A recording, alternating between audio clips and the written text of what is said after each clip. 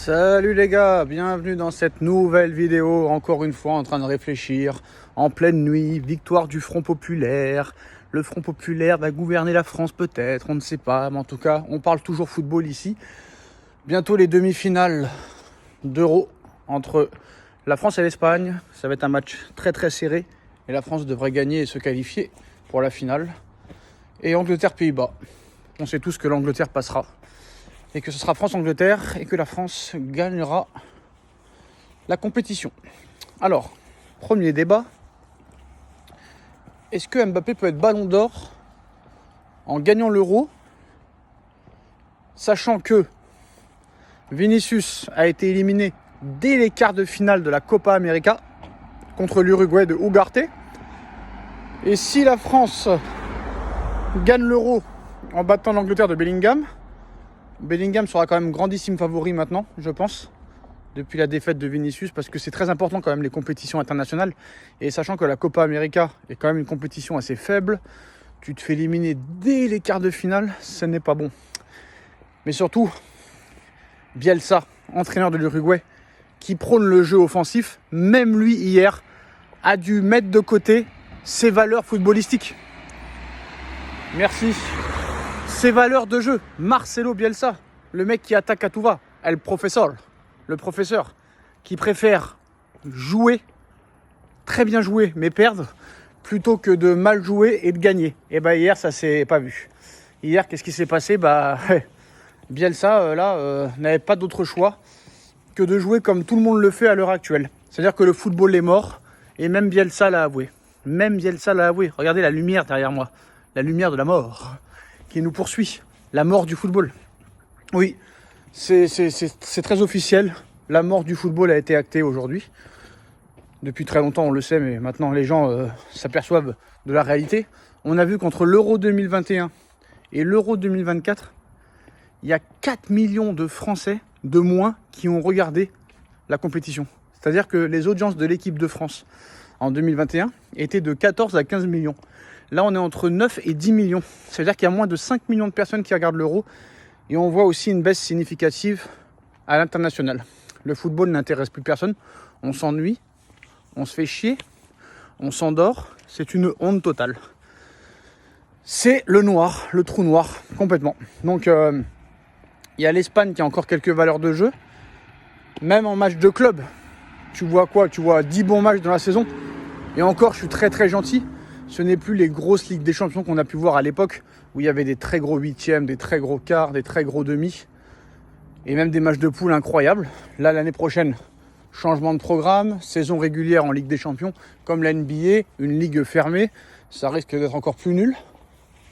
Là, tu vois qu'il n'y a même plus de diffuseurs, parce que moi, je veux bien que Mbappé, Neymar, Messi soient partis de la Ligue 1, que la Ligue 1 n'est pas très attractive, mais la Ligue 1, même quand il n'y avait pas Messi, Neymar, Mbappé, il y avait des diffuseurs qui se battaient pour avoir la Ligue 1. Canal+ mettait 600 millions, 700 millions, TPS Star, Orange, Amazon, Canal+, Beansport. Là, il n'y a plus personne qui veut diffuser la Ligue 1. Plus personne, ça n'est jamais arrivé dans l'histoire du football. Même 500 millions, personne ne veut les mettre. Et à l'arrivée, il y a 10 clubs de Ligue 1 qui pourraient déposer le bilan. Et en plus de ça, là, très clairement, on est le 8 juillet, la Ligue 1 reprend le 16 ou le 17 août. Là, on part très clairement vers un championnat non diffusé. Vous savez que le trophée des champions a été reporté. Mais c'est pas pour cause de lieu, c'est pour cause que personne ne veut acheter les droits. Personne ne veut acheter les droits. Le mercato est inexistant. Il n'y a pas de mercato. Il y a un peu Lyon qui a acheté, mais c'est tout. Le Real, c'est des joueurs libres ou des joueurs qui ont des accords depuis très longtemps. C'est terminé. Vous vous rendez compte ? Le 8 juillet, le mercato se termine déjà dans 1 mois et demi. Il ne s'est strictement rien passé. Donc je pense que l'année prochaine, ça va être une saison très très bizarre, sachant qu'il y a la nouvelle Ligue des Champions. Faut pas l'oublier. Il y a la nouvelle Ligue des Champions et en plus de ça, il y a la Coupe du Monde des clubs l'été prochain. Très clairement, ça risque d'être très très compliqué. Et maintenant, c'est sûr qu'au pari sportif, tu peux te faire de l'oseille parce qu'il va y avoir énormément de matchs nuls ou de victoires à un but d'écart. Et ça risque d'être très compliqué. Le mercato parisien est au point mort total. Le football a perdu ses valeurs. Le football repose maintenant sur des athlètes de 1m95, 1m90, 95-100 kg. Ce n'est plus du football. La FIFA doit réinventer les règles. Et voilà, j'ai pas envie de me répéter, mais pour l'instant, il n'y a même pas d'information. Même les médias ne travaillent pas. Les médias n'ont rien à faire. Vous vous rendez compte du problème ? Il n'y a rien. Il n'y a strictement rien à se mettre sous la dent. Ça n'intéresse plus personne. Même nous, les vidéos, on ne peut rien expliquer parce qu'il n'y a strictement rien. Il se passe rien. Il se passe rien. Alors, il y a le Bayern qui a un peu acheté. Il y a Lyon qui a un peu acheté. Mais pour l'instant, c'est le Bayern et Lyon qui achètent le plus. Et c'est terminé. C'est terminé. Et le foot est de plus en plus ennuyeux. Mais à l'arrivée, quel sport n'est pas ennuyeux à l'heure où on parle ? Honnêtement. Je pense que la fin du monde n'est pas loin. Mais bon, ça m'énerve parce qu'avant, vraiment, on était passionnés à parler football. On parlait de jeux, d'occasion, de système de jeu, de créateurs. Il n'y a plus de créateurs. Il n'y a plus de créateurs à la Ronaldinho, à la Zidane, à la Pjanic. Tu vois ce que je veux dire ? Des vrais créateurs de jeux, quoi. Des mecs qui pouvaient tout changer sur le terrain. Il n'y a plus personne. Il n'y a plus rien. Tu vois le Neymar qui est en train de pleurer en boîte de nuit parce que le Brésil a perdu. Et quel cinéma. Quel cinéma. Tu vois des Ronaldo 40 ans, des Messi 37 ans qui ne veulent pas arrêter. Très clairement. Et vous savez quoi ? Vous savez quoi ?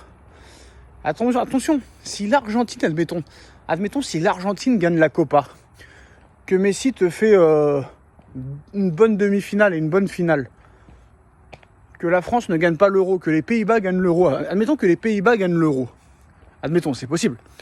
Admettons que les Pays-Bas gagnent l'euro. Ça veut dire quid de Bellingham avec l'Angleterre, de Carvajal avec l'Espagne et de Mbappé avec la France. Si les Pays-Bas gagnent l'euro, que l'Argentine gagne la Copa avec 2 matchs exceptionnels de Messi, il est très fort possible que les suceurs qui ne connaissent strictement rien au foot de journalistes votent pour Messi pour le Ballon d'Or. Messi en 2021, il a eu le Ballon d'Or juste parce qu'il a gagné la Copa. Il avait strictement rien gagné. Pourquoi pas le refaire ? C'est tout à fait possible. Tout à fait possible. Parce que je peux vous dire que les journalistes mettent beaucoup d'importance sur les prestations de la sélection. Donc là, pour l'instant, le classement, c'est quoi ? C'est premier Bellingham, Vinicius juste derrière. Et le problème, c'est que si Bellingham gagne l'Euro, Bellingham sera Ballon d'Or. Parce que Bellingham et Vinicius sont dans la même équipe. Et tous les trophées que gagnera Bellingham en club, ça veut dire que Vinicius les aura gagnés aussi. Très clairement. Donc c'est pour ça que ça risque de faire des problèmes dans le vestiaire. Parce que là, le Ballon d'Or, il sera madrilène. Ça peut même être Valverde. Valverde peut être Ballon d'Or. Valverde a tout gagné avec le Real. Et il est en liste peut-être de gagner la Copa América avec l'Uruguay. Donc attention à des mecs comme Carvajal, à des mecs comme Valverde. C'est des mecs potentiellement qui peuvent être Ballon d'Or aussi.